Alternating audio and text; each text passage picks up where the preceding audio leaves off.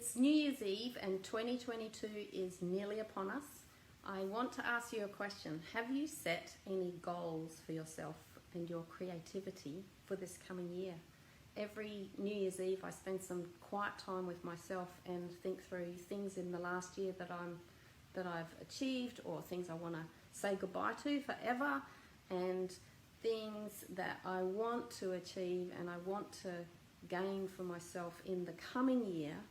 And that will always include what my art and creativity goals are. So I'm busy formulating today my goal, my New Year's resolution. I've nearly got it sorted out, but I want to ask you if you've had a think through something like that.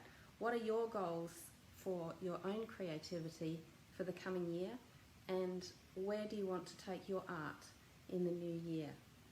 Have a think about it and give us a secret little comment below if you want to share that, or just comment to say, yes, I've thought about it, but it's a secret.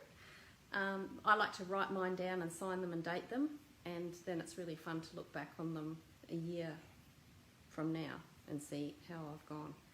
So thanks for watching, and see you in the Zen Art Dojo in the new year.